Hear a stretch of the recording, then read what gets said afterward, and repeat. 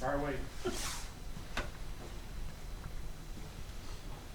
I know Kentucky, I think, has played without three bigs so far. Do you prepare differently, or how do you handle that going into a game like this? Well, I don't know how many they have. I know they have at least two, and the big international kid is the third, if I'm not mistaken. So, what's your question, Shay? We're preparing like the teams, like the first two games that they played with the personnel. So, if Bradshaw or one of their big guys comes back, you know, I don't think that would be as now. Personnel would be hard to prepare for, but matchups wouldn't be as hard to prepare for because at least it'd be big on big. So preparing to play with Trey Mitchell at the 5 is different than preparing to play one of those guys at the 5 because he's so skilled on the perimeter. And just in watching them, what stands out, and any, I don't know, not concerns, but anything that you circle and? Yeah, I think they can score. Individually really score, you know, whether it be Dillingham, obviously Wagner, or Edwards, or Mitchell, or Shepard, or whoever. I mean, those guys can score the ball individually, and they're good forcing help and getting downhill individually. So I'd say athleticism, fast, hard to keep in front. Good in transition.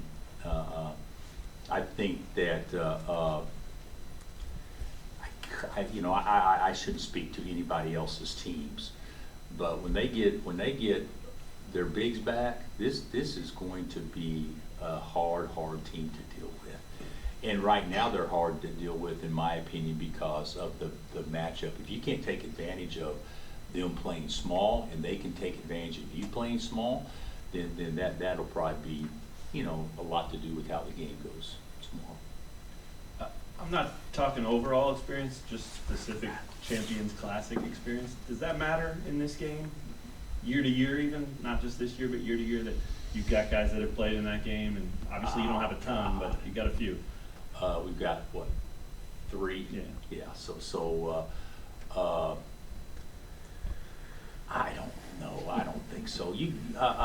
We look at so many things that are bigger to what you guys sometimes think, because you got to get an angle on the story, than what we actually ever even think about. Sure. So it'll be a very nervous time for our guys. Is it because of champions, or is it because first big game, playing Kentucky, all that stuff? I think that all adds to it. I think we've actually done fairly well with it in the past. The one that stands out to me is when Devon and Quentin dominated as a freshman up there, right. Michigan State, wasn't it? Right. Yeah. But there's also been some time, you know, we've had more success in champions in recent years. We didn't have that much success early on. So, but there's been some times where we took some young guys up there and got me 40 one time too. And the thing about it is, this is 2 or 3 seasons away from March. So people can get so hung up on this. I mean, Kentucky hammered us in the Garden with Anthony Davis and all those guys, and then we turn around and play them for the national championship, 3 months later. So I think if anything, this is be a great measuring tool for everybody playing, and it will certainly be a barometer on kind of where we're at now and what we need to get better at. But as far as impacting the season, I don't see it doing that. Bill, just kind of looking at Edwards, what have you kind of seen on tape? I know he's been pretty highly touted coming into. Pretty highly touted, yeah. Yeah. He's terrific. Yeah, he's terrific. Left-handed, can score beyond the arc. He puts it down. He's a good offensive rebounder. He's an athlete, great back cutter. He's terrific. That class is terrific. The one that, to me, that people talk about him. Don't get me wrong, they talk about him because he's really good. can score the ball so naturally is Dillingham, you know. But you know, Wagner and Edwards and Dillingham, when they get Bradshaw back, who may be as touted as anyone, and Shepard, and I'm probably leaving somebody out off the top of my head, but that's about as, I mean, that's up there with some of Kentucky's best recruiting classes. Bill, in the last week, you guys signed a few kids for the 24 class. Just how do you feel about the state of that class right now? Man, you know, to me,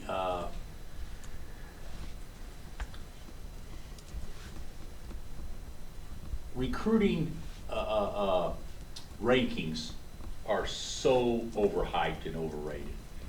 The bottom line is, can that person come to your school and fit in and make you better?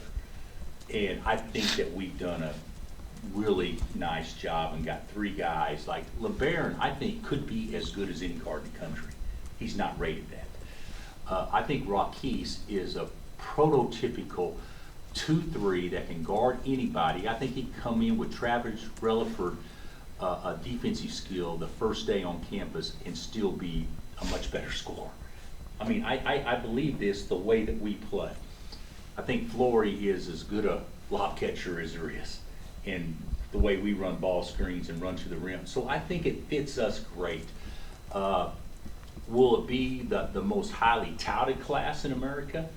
No, because the rankings don't say that. But I think this class can impact our team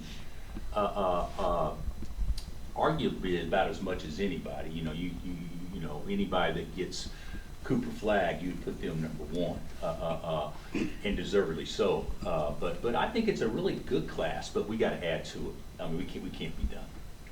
You mentioned, I think, Travis Rakis. Does Flory or the other remind you of anyone that you've played, or sorry, coached? Athletically, I don't know that we've had anybody like him athletically.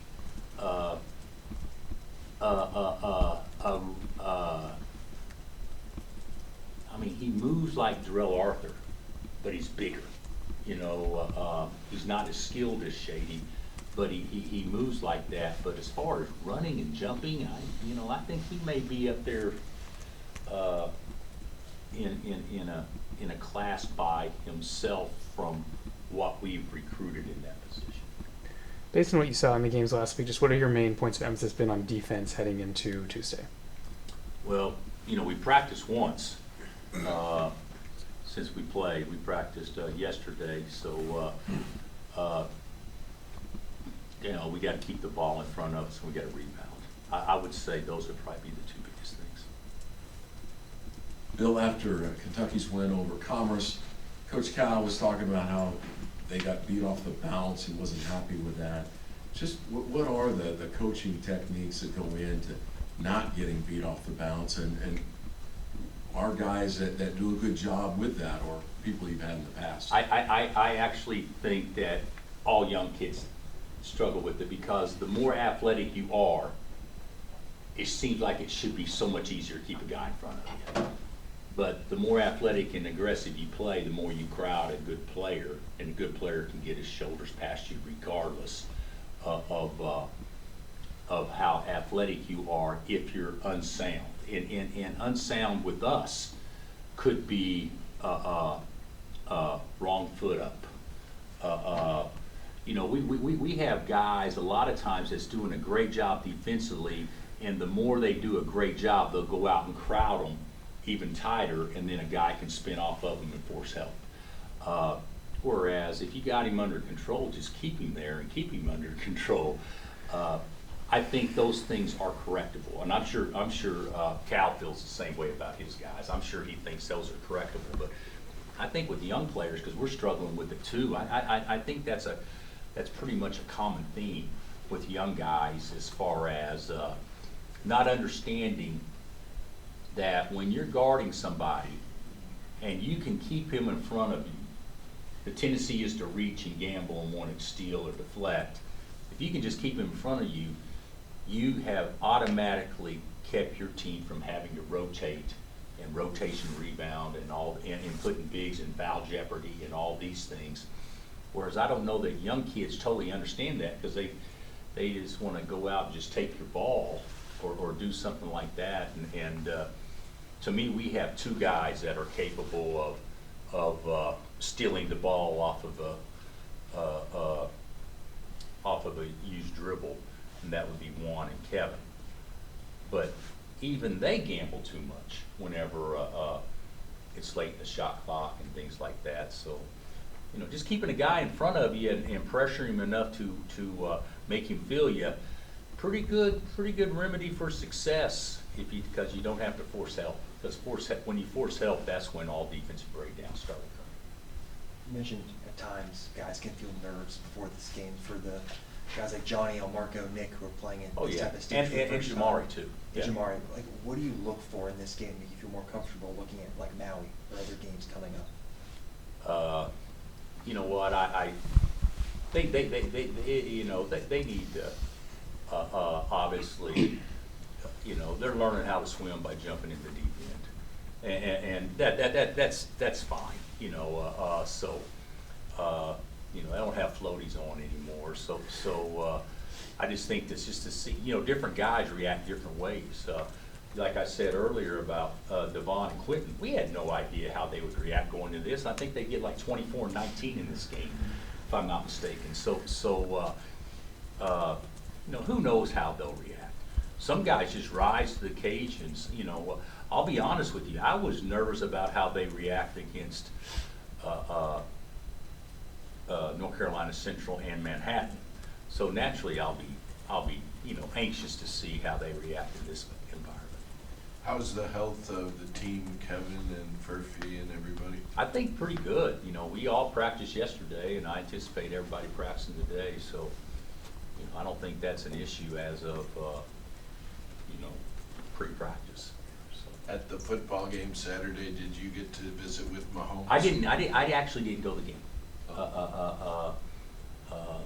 We had a lot of people at the game, a lot of people in the suite. I didn't go. I thought it was better to study Kentucky. So no, I didn't see anybody that day except my staff around the conference table. Coach, real quick, excuse me, you know, the players, right, you know, they know they're going to play some great competition, obviously going up against Coach Calipari. For you, how fun is it just to go up against some of the best coaches in the country as well? Well, I think we always enjoy playing these games.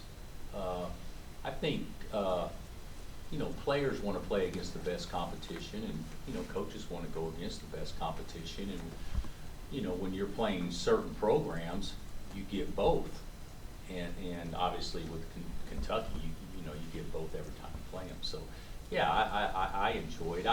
It's not an individual deal where it's a coach or a player against a player or a coach against a coach. That's not how it works. It's a program against a program, and so yeah, that may be part of the, you know, what people think that creates interest, but the bottom line is how do our five guys guard their five guys and vice versa. All right, Coach, thank you. All right, Coach.